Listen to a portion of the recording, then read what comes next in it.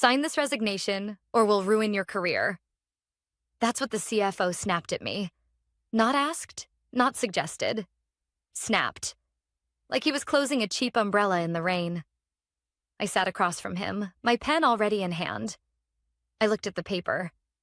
Crisp, white, printed with that clinical HR template font that looks like it was designed to murder personality. A single line at the bottom. Signature of employee. He leaned back, too smug for a man who'd been in the company less than 3 months. His suit was tailored, his shoes were polished like glass, and his tone carried the arrogance of someone who thought threats were the same as strategy. 15 years. That's how long I'd given this place. 15 years of late nights, of back-to-back audits, of babysitting executives through financial storms they barely understood. And now, apparently, my career could be ruined by a man who still thought Excel was magic. I signed. One clean stroke, no hesitation. Then I set the pen down, met his eyes, and said the only 2 words that mattered. Good luck. He expected a meltdown.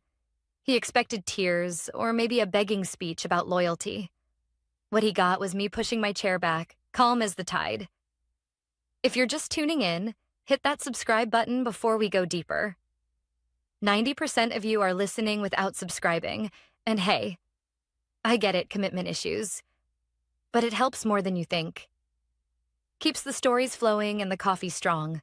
Now, back to the CFO who thought he owned me. He blinked when I stood. Maybe he thought I was bluffing, that I'd scribble something angry on the paper or refuse to leave until security dragged me out. But I didn't give him the satisfaction. I simply lifted my box, already packed. 1 coffee mug with a crack down the side, my wireless mouse, and a few sticky notes that had outlasted 4 CEOs. That was all I needed. Security will escort you, he added, like I was about to steal the staplers. Of course, I said, voice smooth as glass. I didn't need to touch the servers. I didn't need to log in. Because everything important, every heartbeat of this company's financial infrastructure already knew my name. The walk through the office was quiet. Too quiet. Denise from payroll looked up, her face pale. She mouthed, "He's going to regret this." I didn't nod, didn't even blink. Just kept moving. Past the intern glued to his phone. Past Greg in accounting, who leaned out and whispered, "What happened?" My silence was louder than words. The security guard, Raymond, didn't even stand. Just gave me a long look and asked softly, "You good?" "Golden," I said. And I was. 15 years of my life poured into this place, and all I carried out was a cardboard box. No framed pictures, no farewell speeches, just a mug, a mouse, and the kind of calm that only comes when you know the game isn't over. Because here's the truth they never understood. I wasn't disposable. I was the backbone. The forecasting systems, the automated reports, the risk models that guided millions of dollars, all of them had one name buried in their DNA. Mine. By the time I reached the parking lot, the weight of it all should have crushed me. 15 years dismissed with a signature. But instead, I felt light. Free. Not bitter. Not broken. Just aware. The CFO thought signing that resignation meant I was erased. What he didn't realize was that I'd already written myself into every critical function this company depended on. Not out of malice, out of necessity. No one ever asked how it worked. They only asked that it did. And so, as I dropped the box gently into the back seat of my car, I smiled. Because I knew something he didn't. Something the CEO would discover very soon. The first night, I didn't touch my laptop. I poured a glass of wine, put on some music, and let myself breathe. Let him think he'd won. Let him think the company had cut out dead weight. But the next morning, 9:13 a.m., my phone buzzed. A number I recognized but hadn't expected so soon. The CEO. His voice was tight, controlled but carrying an edge of panic. "Ava," he said, no greeting, no pleasantries. "Our biggest client is waiting. Every critical system is throwing the same error. Your name, Explain. I didn't answer right away. I let the silence stretch, long enough for him to hear his own breathing, long enough for him to realize who he was talking to. Finally, I said calmly, I already did. Yesterday. With my signature. That was the moment the balance shifted. Not when I signed the resignation. Not when I walked out of the building. But right there, when the man who sat at the very top of the empire realized the only thing holding his company together was the woman he'd just let go. And that, my friends, was only the beginning. The CEO didn't breathe between sentences. Ava, our biggest client is in the lobby. The dashboard won't load, the overnight jobs failed, and every error banner shows the same thing. Your name. Explain. I let the silence sit. Not to be petty, so he could hear what panic sounds like when it learns respect. Read me the exact message, I said. He shuffled papers. Right operations paused. Owner calibration required. Last authorized maintainer, EVAR- and a code. There's also a note about role change detected and freeze to prevent stale model drift. Good, I said. Good? He sounded like I'd told him the fire alarm was a lullaby. That means the compliance switch worked. When an admin profile is removed without a handoff, the model pauses writes and requires a recalibration session from an authorized owner. It's to keep people from brute-forcing forecasts the night before a board review. It's not sabotage. It's Section 9.3 of the runbook you signed 2 years ago. He exhaled like a radiator. Can you come in? Right now. No, I said. Not without terms. No back-channel favors. We do this clean. He went quiet. Then, what do you need? An executed consulting agreement for 48 hours minimum, day rate attached, scope limited to assessment and restoration. Written indemnification that I'm operating under your direction, not the CFO's. Temporary credentials for read-only review, then supervised elevation for the calibration window. An email from legal confirming the freeze is a compliance feature, not misconduct. And when we're done, we discuss permanent structure. A beat. You'll have it in 10. Make it 15, I said. I'm making coffee. Quick pause. If you're listening without subscribing, this is the part you'll want receipts for. Hit the button. We're about to talk about the clause that kept me safe when a threat was supposed to end me. I set the phone down and opened my notebook. Paper, not digital. Old habit. If you lose access, you don't lose your brain. I wrote 3 lines. Timeline. Resignation yesterday. 1640. Tripwire. Admin role change detected overnight. Client window, unknown. Ask for their agenda time. My laptop chimed. 3 emails arrived within 12 minutes. Legal with a mutual NDA and a short form MSA. IT with a temporary badge and guest Wi-Fi QR. The CEO with a 1-line message. We proceed under your conditions. Client review at 1400 hours. I signed the DocuSign, checked the clock, 9:41, and texted a driver. If the city behaved, I'd be upstairs by 11:15. While the car crawled past a construction site, I replayed the moment I wrote Section 9.3. 2 years ago, we'd shipped a rosy quarter because someone massaged inputs at midnight. The market didn't forget. Neither did I. We moved the model from persuadable to provable. Versioned data, immutable audit logs, and a lock that triggers on any admin detachment. If you want to change the engine, you bring the mechanic, with lights on and cameras rolling. The receptionist stood when I walked in, like she'd seen a ghost with paperwork. Ms. Ramos, your badge? Temporary's fine, I said. The badge printed with consultant in big letters. It felt honest. Upstairs, the air had that pre-storm taste. People smiled without their eyes. The CFO's door was open. He stood behind his desk, pretending to type. He didn't look up, and I didn't stop. Let him keep his performance. I had a job. It had set me up in a glass huddle room with a loaner laptop and a printed network diagram like it was 2003. Rachel from security. Smart, steady, Brought me tea like we were human beings instead of tickets. Your read-only token, she said, sliding me a slip with a temporary username. We whitelisted the calibration endpoint for your session if legal greenlights it. Good, I said. Tell me the job failures. She pulled up a screen share. Nightly ingest ran, validation passed, but the right to forecast current blocked at 217 with the owner calibration flag. The last successful run was yesterday at 3:02. What did the client see? Stale dashboard with a yellow badge. They're not happy. Of course they're not, I said and typed. I couldn't touch anything that changed state yet, and that was the point. Read only still told me the story. The log sequence was clean. SSO removed my admin group at 18:09 yesterday. The model's watcher process detected the role change at midnight UTC and tripped the freeze.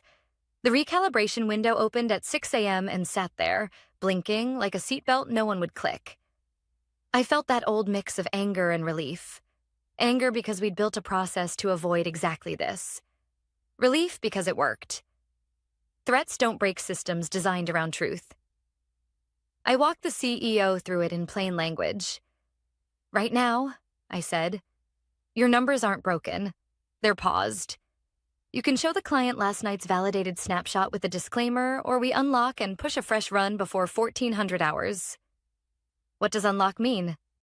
15 minutes of calibration. Confirm data sources, verify weights against market deltas, and re-sign the release key. It needs an owner with context. That's by design. If anyone could jam run, your risk profile would be a roulette table. He pinched the bridge of his nose. Do it. Not until legal sends the indemnity, I said. If anything goes sideways, I won't be the scapegoat for a process that did exactly what it was built to do. He nodded. You'll have it. The CFO appeared in the doorway like a bad idea that learned to walk. This is unnecessary, he said. We can export last quarter and fudge the deltas. Clients don't care about pipes. Out, the CEO said without looking at him. The door stayed open but empty. Rachel raised an eyebrow that meant finally. Legal's email landed at 11:58 with every clause we'd named. I read every line. Then I slid my chair in, centered the keyboard, and let myself breathe once. Calm isn't a trick. It's a choice you practice.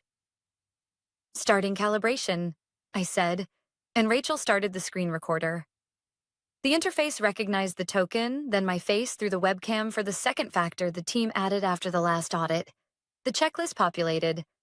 Source freshness, anomaly thresholds, weight drift. Nothing dramatic, just the unglamorous heartbeats that keep a business honest. I confirmed the currency feed we knew was flaky on Mondays, corrected a vendor code someone fat-fingered last night, and compared the promo lift parameter against last week's pilot results. It wasn't heroics, it was care. At 12:21, the button lit. Re-enable rights. I hovered and didn't click. Ava? The CEO asked. Final condition, I said. After this meeting, we document the owner model and train 2 deputies. No more single points of failure, of me or anyone. He didn't hesitate. Agreed. I clicked. The job queue unclenched, the dashboard ingested, and the charts breathed. The room didn't cheer. It exhaled. I wasn't back. Not yet. But the numbers were, and for the next 90 minutes, the company had something more valuable than swagger. It had the truth.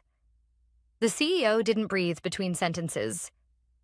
Eva, our biggest client is waiting.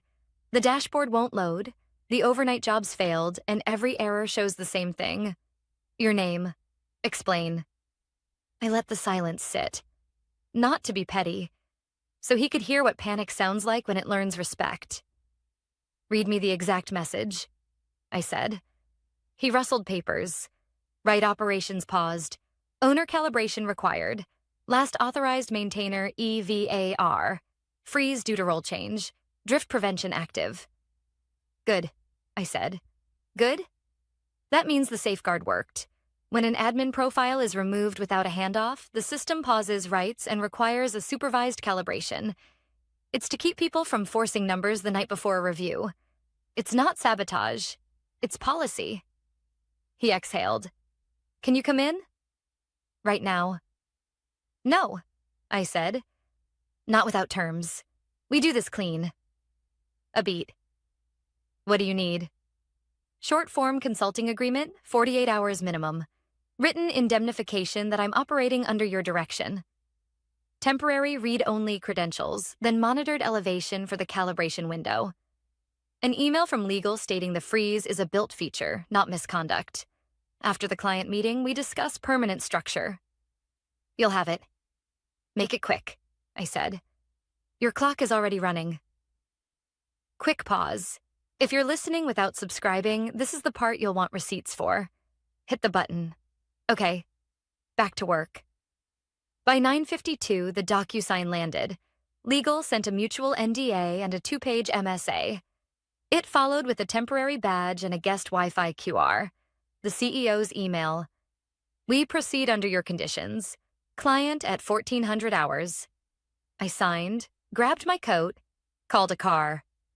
The city moved like it always does when money's nervous, fast and pretending to be calm. The receptionist blinked when I walked in. Ms. Reyes, your badge? Consultant is fine, I said, and clipped on the plastic that told the truth. Upstairs, the air had that metallic taste it gets before a storm. The CFO's door was open.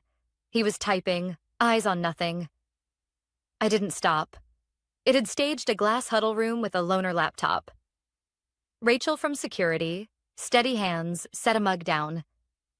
Your read-only token, she said. Calibration endpoint opens when legal says go. Good, I said. Walk me through the failures. Nightly ingest ran. Validation passed. Write to forecast, current blocked at 217 by owner calibration flag. Last successful publish was 3:02 yesterday. What did the client see? Stale dashboard with a yellow badge. They're agitated. Read only was enough to hear the story. IAM logs showed my admin group removed at 18:09. The watcher detected the change at midnight UTC, triggered the freeze, and opened a calibration window at 6 a.m. It waited. No one clicked it because no one understood it. That was the whole problem in one sentence. I called the CEO on speaker with Rachel present. Your numbers aren't broken. They're paused. Option A, show last night's validated snapshot with a note. Option B, we calibrate and push a fresh run before 1400 hours. What does calibrate mean in English? 15 minutes of checks. Confirm source freshness, verify weights against current market deltas, re-sign the release key. The system wants a human who knows the context. That's by design. Do it. Not until legal sends indemnity, I said. If anything wobbles, I won't be the scapegoat for a process doing its job. He agreed. The CFO appeared in the doorway like a rumor. We can export last quarter and adjust. Clients want answers, not plumbing. Out, the CEO said, still on the line. The doorway emptied. Rachel let out a breath she'd been holding for months. Legal's email arrived at 11:56 with the language I'd asked for. I read every clause, then centered the keyboard. Calm isn't a trick. It's a habit. Starting calibration, I said, and Rachel started the screen recording. The checklist populated. Source freshness. Green, except a currency feed that burps on Mondays. Anomaly thresholds. Tightened last week, still sane. Weight drift. Minor uptick from the promo pilot, within bounds. Someone had fat-fingered a vendor code at 2214. I queued a correction in staging, documented it, and ran validation. No heroics, just care, with witnesses. At 12:21, the button lit. Re-enable rights. I didn't click. Ava? The CEO asked. Final condition, I said. After the client, we document the owner model and train 2 deputies. No more single points. Of me or anyone. Agreed. I clicked. The job queue unclenched. The dashboard inhaled. Bars and lines returned like someone turned on the lights. The room didn't cheer. It exhaled. I wasn't back. Not yet. But the numbers were, and the clock was kind again. For the next 90 minutes, the company had something better than swagger. It had the truth. I spent the early afternoon in the glass huddle room with Rachel, building a 2-slide fallback. Last night's validated snapshot as a PDF, and the freshly recalibrated view exported to a static file in case the network decided to be dramatic. Redundancy isn't paranoia, it's manners in my line of work. Uploads are in, Rachel said, setting a mug near my elbow. There's a local copy on the desktop too. Good, I said, and called the CEO on speaker. We start with governance, not glitter. You open. I explain why the freeze was a good thing. We show the snapshot, then the fresh run. We end with a concrete SLA and next steps. He agreed. They're bringing their VP Finance and Ops Director. Names? Priya and Ben. I wrote them down. People relax when you remember them. Before we headed in, I printed the audit summary. Role change detection overnight, calibration window in the morning, re-enable around midday, job IDs, hashes. Not to wave around, just to have in hand if someone questioned the chain of custody. The CFO drifted past the door, paused like a shadow pretending to be a wall, then kept moving. Fine by me. The conference room had that quiet money atmosphere. Glass walls, tired carpet, coffee that smelled ambitious. The CEO didn't waste lines. Thanks for coming. We had a protective freeze on our forecasting engine this morning. Ava will explain why that's a good thing. Heads turned. Priya's expression said, earn it.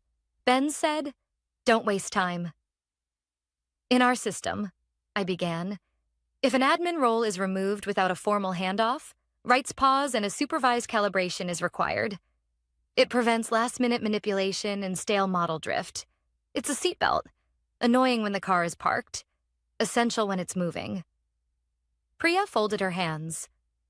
We saw a yellow badge on the dashboard first thing. Procurement flagged a hold on a purchase order before lunch. I understand, I said. This is last night's validated snapshot. I clicked. The PDF opened. You've seen this pattern before, and this, I advanced to the export, is the recalibrated view from today.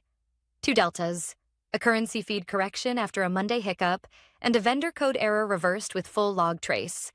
No manual overrides. Ben leaned closer to the screen. What stopped you from publishing this morning? The missing handoff, I said.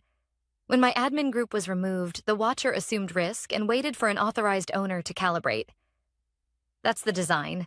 You don't want a machine guessing where judgment belongs. The CFO cleared his throat. We could have presented last quarter and adjusted for... Respectfully, no, Priya said, without looking at him. We're not running inventory on vibes. Ben tapped his pen once. SLA when this happens. And how do you keep it from happening again? It shouldn't happen again, I said. We're implementing a dual-owner model. 2 trained deputies, 4 eyes calibration, and a documented runbook. If an owner leaves or changes role, the system routes to the deputies and opens a supervised window any senior analyst can initiate. If all 3 are unavailable, we serve the last validated snapshot with a red banner and CSV fallback. SLA. 2 hours to fresh publish during business hours, 4 off hours. You'll receive the runbook and contacts list by Friday. By Friday, Priya repeated. In writing, with names mine +2, I said. She watched me like a doctor reading an EKG. What if you're not here next week? Then Rachel and a trained deputy calibrate, I said. I won't carry special keys, that's the point. Systems should respect people, not worship them. The CEO nodded. We'll bake that into policy. Ben compared the chart to a printout he'd brought. The shape holds. Promo elasticity looks sane. It is, I said. We tightened anomaly thresholds last week. You'll have that note too. Priya closed her folder. Proceed with the purchase order. Conditional on receiving the runbook, the deputy training schedule, and an external review of the control design within 30 days. If the review fails, we reserve the right to reassess our contract. That's fair, I said. The CFO shifted like the chair had teeth. An external review is overkill. It's standard, Priya said, and frankly overdue. The meeting ended without applause, which is what competence sounds like. Outside, the hallway buzzed softly, relieved. The CEO paused near the door. "Thank you," he said. "Not big, not performative. Real. My office shortly?" "Send me the outline request," I said. "I'll reply before I walk in." On the way back to the huddle room, I almost ran into the CFO. Up close, his cologne was loud, the kind people use when they don't have a point. "You made me look incompetent," he said, low. "You chose that look," I said. I presented facts. His jaw worked. "We both know what you signed. Company IP, non-disparagement. If you try to position yourself as the savior, I will—" "Stop," I said. "I'm here under the CEO's written direction. Screen recorded. Witnessed. I haven't touched a line without authorization. And on IP. Remember? I didn't take anything. I documented what you ignored." Rachel rounded the corner with a printout. "Eva," she said, neutral. "You'll want to see this." She handed me a log excerpt. A failed attempt to alter an audit flag from a workstation labeled CFO-ASST-02. Denied. Logged. Stamped. I looked at him. Not angry. Tired. "This is why we build seatbelts." He didn't answer. He stepped back like a man rehearsing a different story. Back in the huddle room, I emailed the CEO. Deliverables by Friday. Dual owner design, runbook draft, deputy training plan, client-facing SLA, recommendation for third-party review. I attached the control failure log with a short note. Attempted audit alteration blocked. Recommend internal review. Quick pause. If you're listening and you've ever been told, just make it work. Here's the truth. Making it work without guardrails is gambling with someone else's money. Governance isn't theater. It's respect. When I stepped into the CEO's office, legal was already seated. A folder on the table, a pen, 3 empty chairs. "Let's talk about permanent structure," the CEO said. For the first time all day, the clock felt like it finally belonged to me. The CEO's office was cooler than the rest of the floor. Deliberately so. Thick carpet, framed degrees, a shelf of leadership books no one ever read past the first chapter. Legal counsel sat near the window with a file open, glasses low on her nose. The CEO gestured for me to sit opposite him. "Ava," he said, steady but weary. "You've proven your point today, but I don't want patchwork. I want structure." Structure, the word I'd been waiting for. I slid into the chair, folded my hands, and let him continue. "Our biggest client nearly walked this morning. I can't afford that kind of exposure again. What will it take to make sure this doesn't happen?" "First," I said, "you acknowledge this wasn't sabotage. It was design. The system froze because leadership ignored the rules. That needs to be clear. In writing." Legal nodded. "Already noted in the compliance memo." "Good," I said. "Second, we build resilience. Dual owner model, deputies trained, documented runbooks. And not just as lip service. It becomes policy, enforced by audit. Every change, every calibration, logged with names. If you want safety, you don't cut corners." The CEO leaned back. "And your role?" "I don't return under the CFO," I said. "No more games. If you want me, I report directly to you. No interference." His jaw tightened, but not in resistance. More like calculation. "That will be unusual." "So is building your financial engine around one person," I said. But here we are. Legal scribbled a note. Direct reporting can be formalized. Title upgrade to Director of Predictive Systems. Compensation adjustment? I didn't blink. "We'll discuss a performance clause. My value isn't a market average. It's proven outcomes. The client contract alone covers my salary 10 times over." Silence followed, the kind that makes men in power measure whether they can push you back. The CEO didn't try. Fine, he said. Direct reporting, performance clause, and you'll train deputies? Within 60 days, but I choose them. Not HR, not finance. People I trust to do the work, not politics. Agreed. The door opened then. The CFO slipped inside like he owned the place, jaw set, shoulders stiff. I should be present for this discussion, he said. No, the CEO replied without looking at him. You shouldn't. His face flushed. I'm the chief financial officer. Who authorized a termination without briefing me? The CEO cut in, his voice sharp as glass. Who nearly cost us our largest client because you didn't understand the infrastructure you were cutting. Legal cleared her throat. For the record, Eva's system flagged an attempted audit alteration earlier today. Workstation trace linked to CFO support staff. The CFO's mouth twitched. A misunderstanding. Someone exploring permissions. Enough, the CEO said. Leave. For a moment, I thought he'd argue. Instead, he turned, stiff as marble, and walked out without another word. The door shut too hard behind him. The CEO looked back at me. He won't last the week. That's your decision, I said, calm even. Mine is making sure the company doesn't burn down while executives play musical chairs. Legal slid the draft agreement across the desk. Consultant no more. Effective immediately, Director of Predictive Systems. Reporting directly to the CEO clause for performance-based compensation to be negotiated. Authority to select and train deputies. Mandate to document processes within 60 days. The words sat heavy on the page, like bricks rebuilding a wall.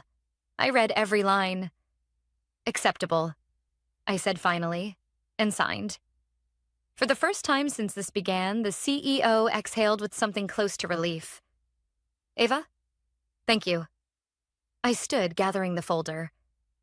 Don't thank me yet. This is only the foundation. The house still needs to stand when the storm comes. As I walked out, staff were whispering in the hall. Not the frantic whispers of panic, but the kind you hear when tides change. Eyes followed me, then flicked quickly away.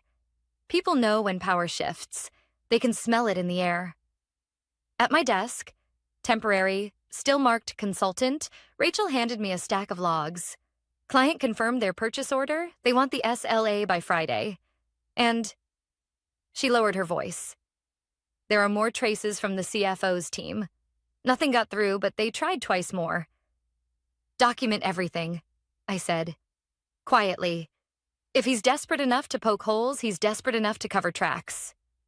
She nodded. Understood. I sat, opened the laptop, and for the first time that day, allowed myself a moment of stillness. Not triumph, just clarity. They had tried to erase me. Instead, I'd carved my name deeper into the stone. Quick pause. If you're listening, here's the message. When someone tells you you're replaceable, remember this. Replaceable is what people call you when they don't understand your value. Quiet doesn't mean disposable. Sometimes it means indispensable. And by the end of this week, the company would learn exactly what that word meant. 2 days later, the boardroom felt different. Not calmer, just quieter in a way that meant everyone was choosing their words carefully. The long table gleamed under the lights, untouched coffee cups lined up like props in a play. I walked in with my laptop under my arm and a thin folder in my hand.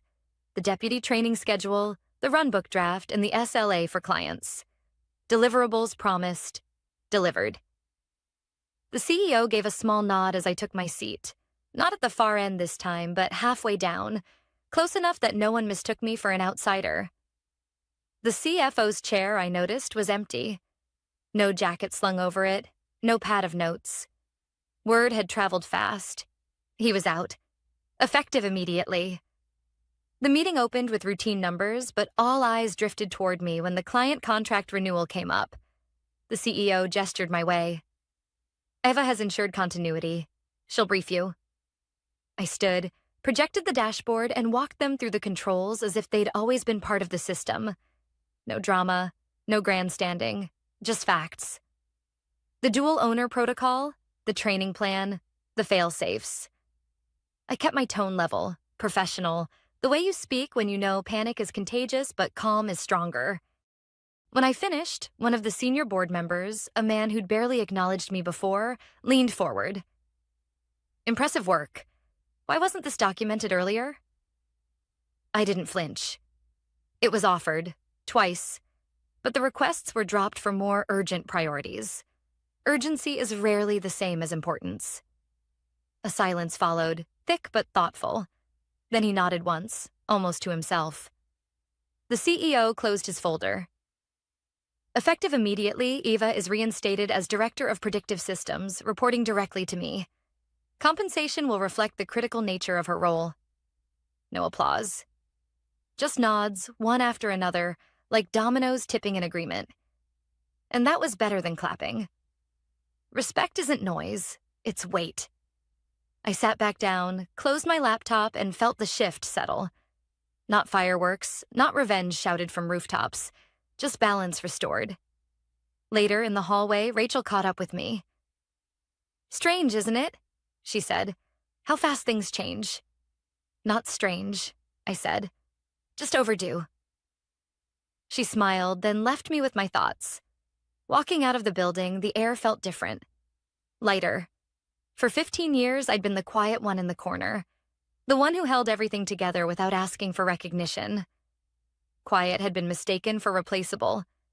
But now, finally, they understood. Quiet doesn't mean disposable. Quiet means essential. And sometimes the loudest statement you can make is simply not disappearing. Quick pause. If you've been following this story, remember this. People may underestimate you, call you background, even try to erase you. But truth has a way of forcing its way into the room. And when it does, the seat at the table is yours.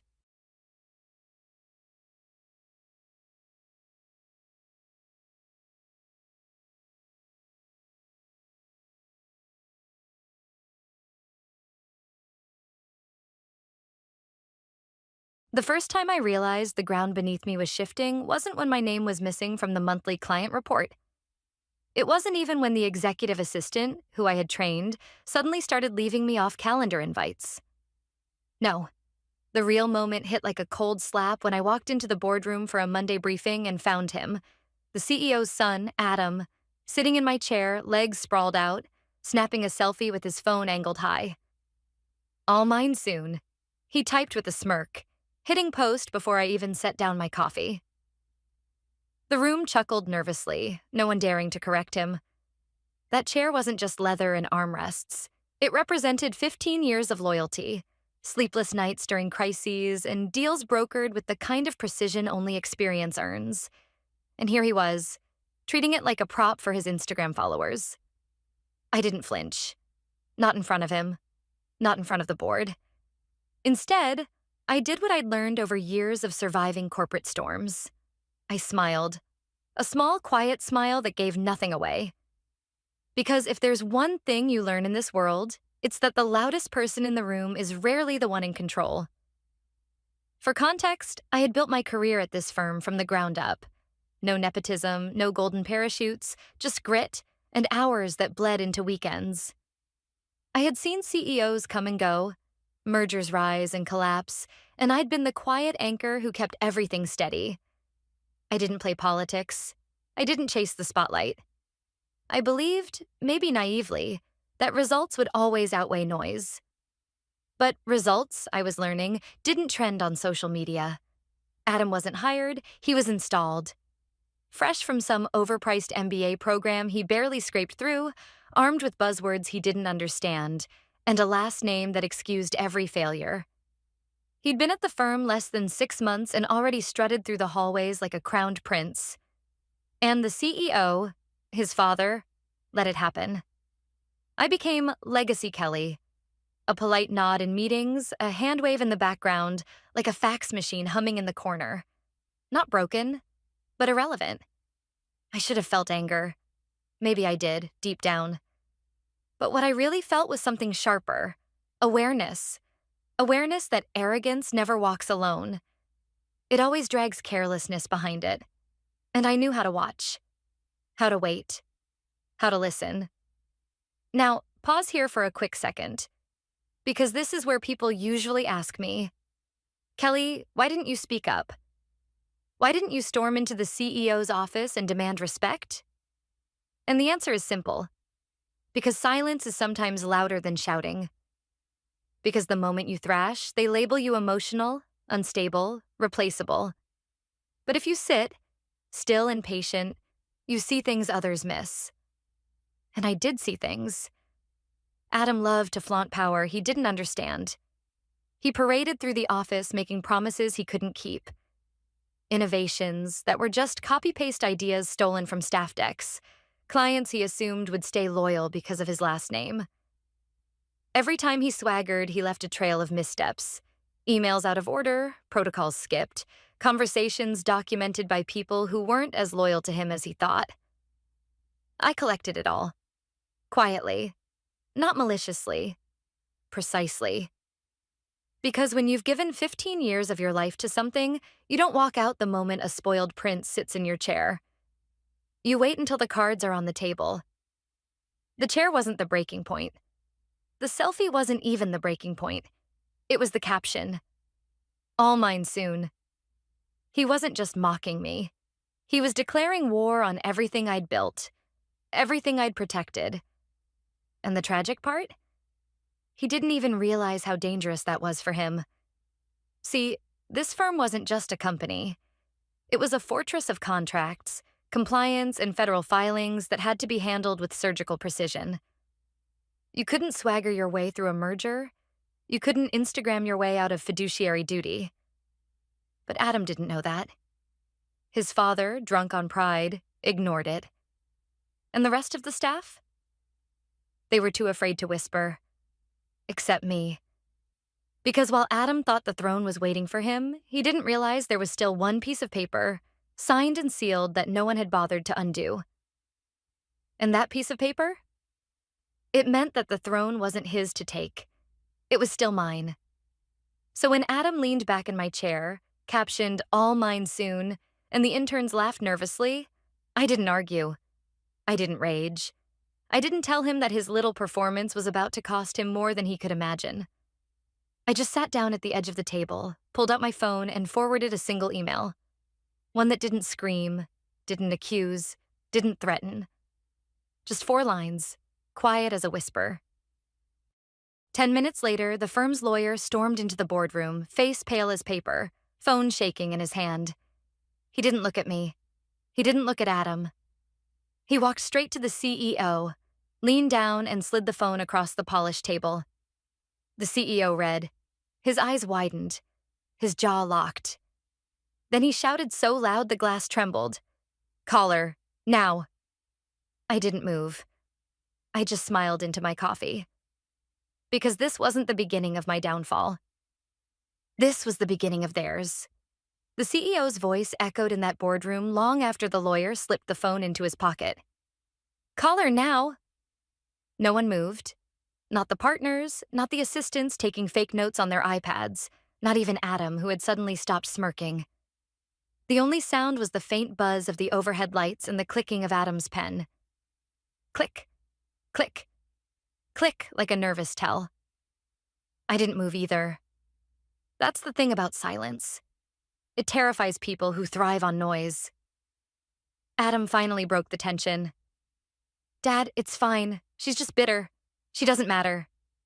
His laugh was thin, forced, like he didn't believe his own words. The CEO didn't answer. He just glared at me, then at Adam, then back to the lawyer. The lawyer leaned closer, whispered something in his ear, and the color drained from his face. That was my cue. I gathered my notebook and coffee, nodded politely, and slipped out. I didn't need to hear the yelling that would follow. I didn't need to stay for the explanations, the excuses, or the scrambling, because I already knew how this game was played, and how it would end. For anyone listening, wondering what was in that email, let me back up. 6 months earlier, during a messy internal scandal, the board had voted me as interim managing partner. Not because they loved me, but because I was the only one they trusted not to sink the ship. There was paperwork, filings with the regulators, signatures from every partner. The kind of official documents you don't just misplace. And while the scandal faded, no one ever officially reversed that vote.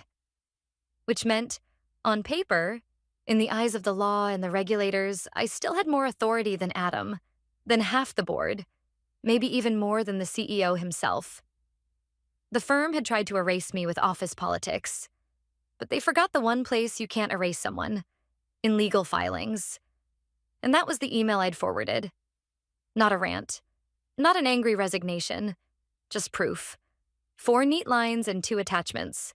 Quiet, precise, nuclear. Back at my desk, a desk they'd already downgraded to a windowless cubicle wedged beside the HR coordinator, I sat down and let the murmurs float through the hallway. I could feel the ripple even before I heard it. Doors closing, voices rising, calls being made. The kind of panic you can smell, like smoke from a fire no one wants to admit exists. Adam stormed past my cubicle 20 minutes later, his face blotchy red. He didn't look at me, but I heard him mutter into his phone. "She's lying. It doesn't mean anything. Fix it." Fix it. That's the arrogance of people who've never built anything themselves. They think rules bend, signatures vanish, and truth evaporates if you just fix it. But some things can't be fixed with a phone call. Some things are bigger than Instagram captions and LinkedIn posts. That night, I went home and poured myself a glass of cheap wine. My cat, a lazy old tabby, curled up beside me while I pulled out the folder I'd started keeping the moment Adam arrived. It wasn't revenge. At least not at first. It was insurance. Insurance against exactly this. Inside were copies of emails he'd ignored, protocols he'd skipped, compliance deadlines he'd treated like optional suggestions. I had notes from meetings where he promised clients returns that weren't even possible. Half-baked strategies that violated basic financial laws. None of it malicious. All of it reckless. And recklessness has consequences. As I sat there flipping through the papers, I thought about the 15 years I'd given this firm. The nights I stayed past midnight to reconcile margins, the weekends I sacrificed, the vacations I skipped, all for loyalty, for stability, for a paycheck that was never extravagant but steady, and in return, a chair stolen by a boy who'd never sweated for anything in his life. The message of this chapter of my life was sharp, simple, and brutal. Some people inherit thrones they don't deserve, but a crown built on arrogance is a crown that always slips. The next morning, the firm was buzzing like a disturbed hive. I walked in with my coffee as usual, calm, silent, invisible. But the whispers followed me down the hallway. Partners on their phones, assistants rushing, compliance officers pale and sweaty. Adam wasn't in his chair that morning. The CEO wasn't either. By noon, I heard the first rumor. The regulators had been contacted. By 2 the second, clients were already asking questions. And by 5 o'clock, the one that made me smile into my lukewarm coffee. The merger they'd been celebrating for months was now on hold. Because of me. Or rather, because of a mistake they made when they underestimated me. I didn't cheer. I didn't gloat. I didn't even post. I just fed my cat, sat at my kitchen table, and opened my laptop. Because this was only the beginning. And sometimes the sweetest revenge isn't loud. It's paperwork. The next few days felt like living inside a pressure cooker. You could almost hear the walls of the firm groaning under the weight of secrets no one wanted to acknowledge. On the surface, everything looked polished. Receptionists smiled. Emails went out. The stock ticker screens in the lobby kept flashing in corporate blue.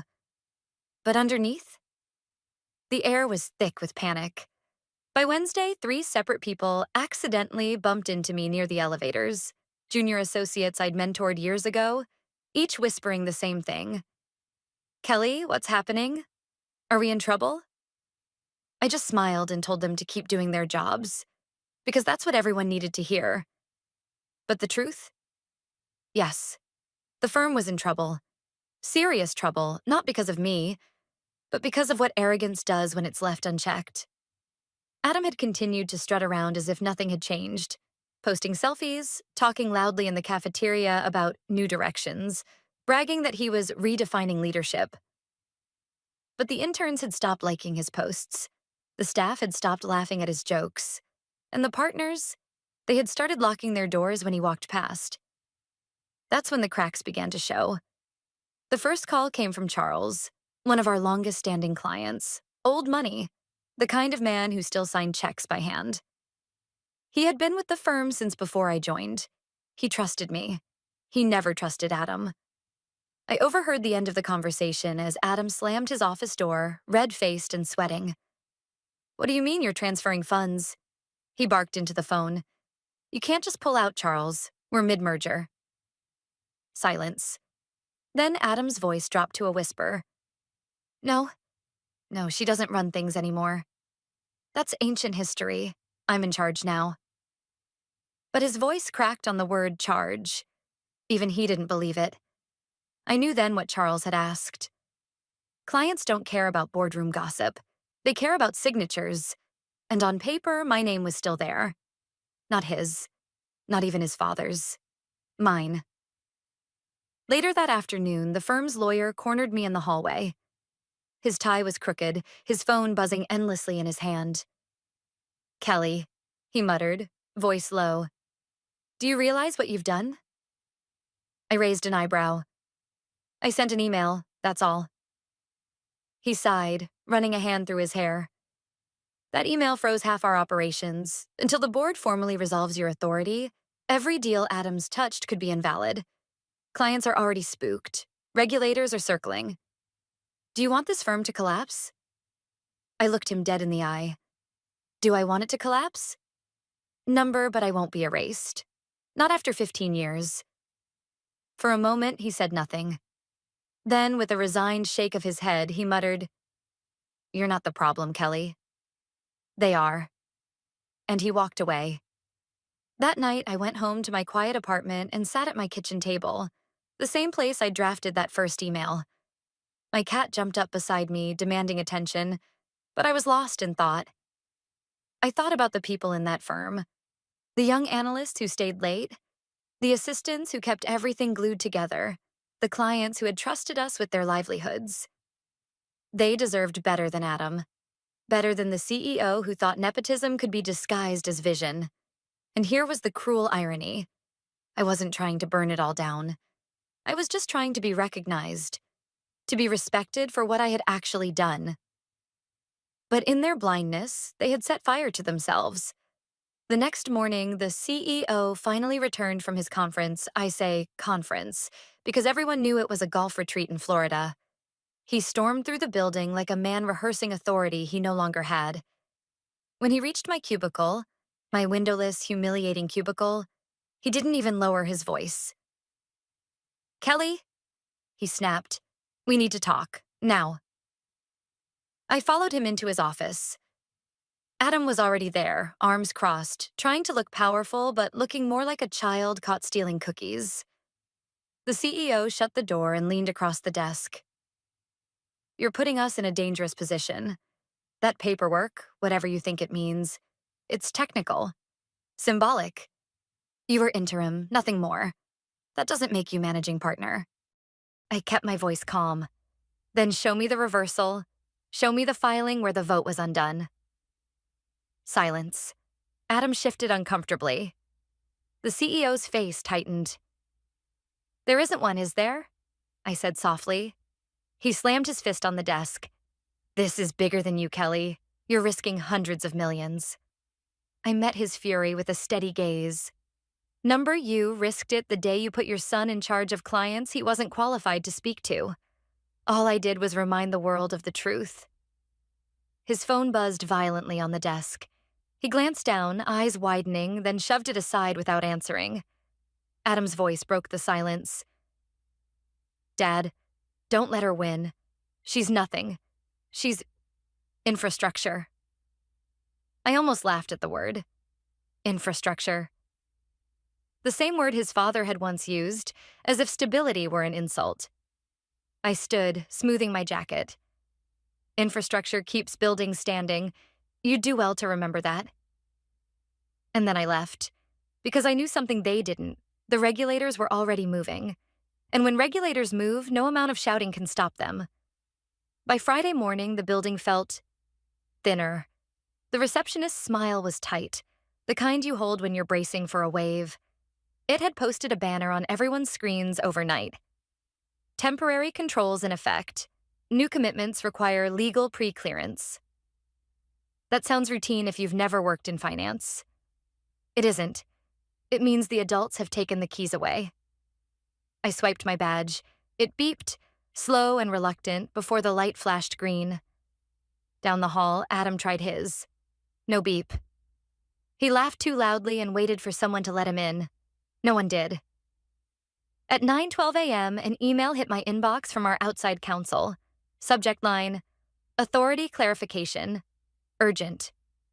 The body was polite and surgical. A request to meet immediately to discuss interim control during the merger review window and a potential consent and ratification. In plain English, they wanted me to bless what had been done without me. I didn't respond right away. I made coffee, sat at my desk, and watched the hallway. People were walking faster. Phones were glued to ears. Compliance had set up in Conference B like a triage tent. Stacks of binders, someone printing org charts in real time, highlighters everywhere. At 10 o'clock, I walked into the conference room. Outside counsel, gray suit, no nonsense, stood to shake my hand. Our in-house lawyer looked like he'd slept in his clothes. The CEO sat at the head of the table, jaw clenched. Adam was in the corner, staring at his phone like it owed him an apology. Counsel started. Kelly, thank you for coming. We'd like to resolve the ambiguity around officer authority. The cleanest path is a limited ratification. Board signs, you acknowledge. We file an ADV amendment today. That would stabilize counterparties and the merger team. I kept my voice even. Acknowledge what exactly? That you were acting in April, he said, measured. And that since then, executive authority transitioned in practice. The board will formalize it retroactively. Retroactively. The word hung in the air like a bad smell. The transition in practice, I said, included my office being moved to a cubicle and my name scrubbed from files. That's not governance. That's erasure. Show me the minutes that transferred control. Show me the vote. Silence. Paper rustled. The CEO cleared his throat. Kelly, this is bigger than ego. Clients are nervous. As if on cue, my phone buzzed. An email preview flashed from a client I'd onboarded a decade ago. Maya Anand, CFO of a family office. We noticed conflicting signatories on recent communications. Until clarified, we're suspending any new instructions. Please advise who holds authority. I placed the phone face down. They're not nervous because of me, I said.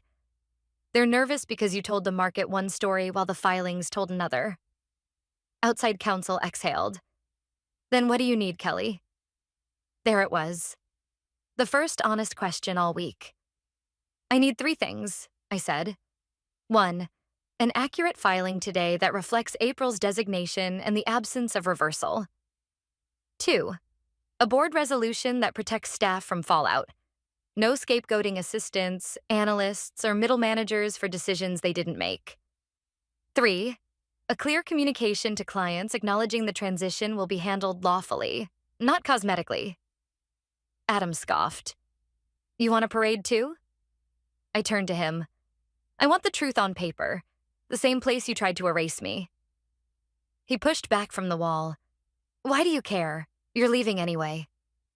That surprised him as much as it surprised the room. I hadn't said I was leaving. But we all heard it. I was already half gone. Outside counsel leaned forward. If we agree to your conditions, will you sign a targeted ratification for non-discretionary items? Payroll, vendor renewals, previously agreed client notices. Nothing strategic. That was realistic. Not everything should stall because a boy wanted a throne. I nodded once. Send the language. The meeting ended without shouting. That was almost worse. Shouting means people still believe force can fix reality. Paper either says what it says or it doesn't. Back at my desk, I found 3 more messages from clients asking the same question in different fonts. Who is in charge? A junior I'd mentored pinged me on Slack. Are we safe? I typed back, do your work, document everything. You're safe with your work. At 1:40 p.m., the internal newsletter, usually fluff about birthdays and charity runs, pushed a leadership update. It read like it had been written with oven mitts, an acknowledgement of April's acting designation, a promise to file an amendment, a note that, effective immediately, no new client commitments will be initiated without dual sign-off from legal and the acting managing partner. People read that twice. Acting managing partner. No one said my name. They didn't have to. At 2:05, Adam appeared at my cubicle, hat in hand energy disguised as swagger. Look, he said, glancing around. We can make this easy. You sign, I tell Dad to give you a clean exit. Bonus, glowing reference, whatever. Whatever, I repeated, looking at him. He was young enough to think deals were favors, not terms. Say yes, Kelly. No, I said. Say thank you. For what? For the quiet way I'm doing this. He didn't understand, which was the point. He left without slamming anything, which told me someone had told him to stop being loud. By late afternoon, the first public tremor hit. The merger partner filed a bland notice. Engagement under review pending governance clarification.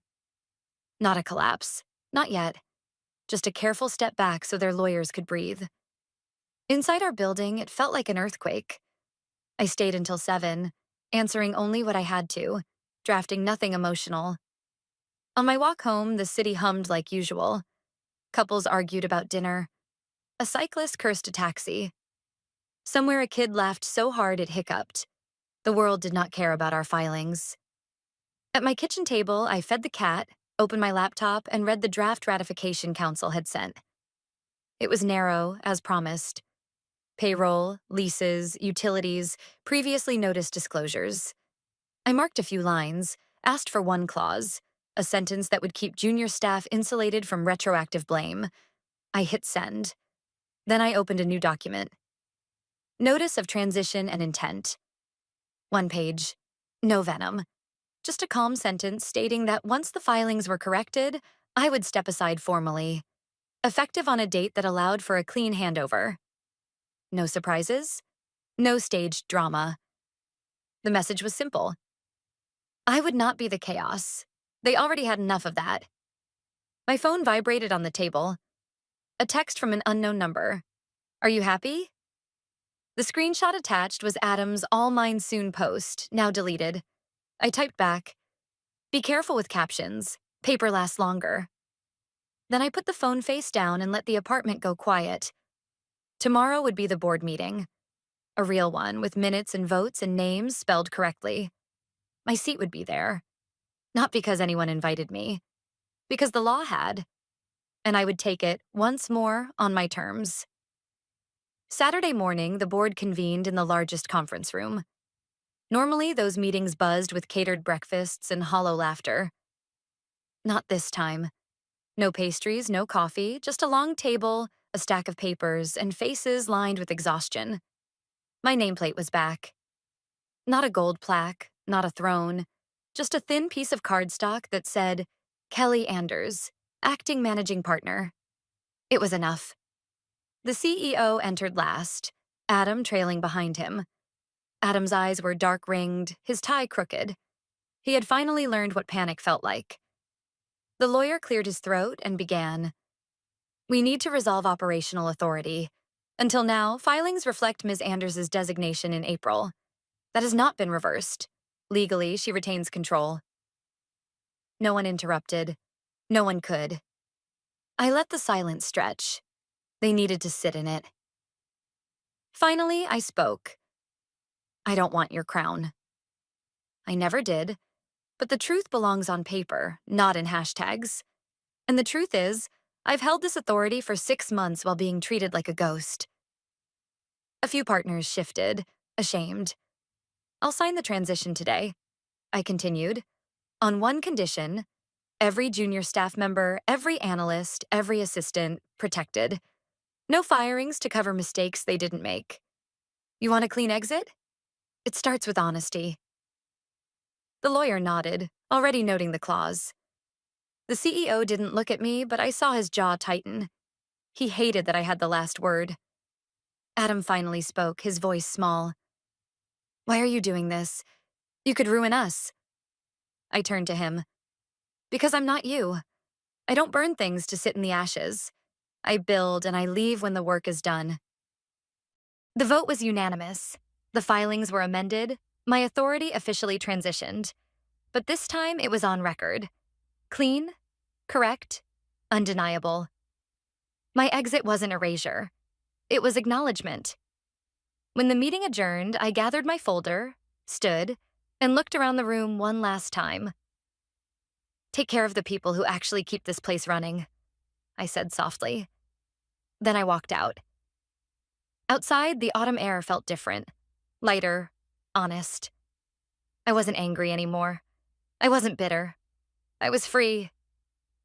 That night, I sat at my kitchen table with my cat purring beside me, glass of wine in hand. My phone buzzed with an email from a rival firm. Kelly, we'd love to talk. I smiled. Not from revenge, not from victory, from relief. Because the message of it all was clear. Thrones built on arrogance will always fall.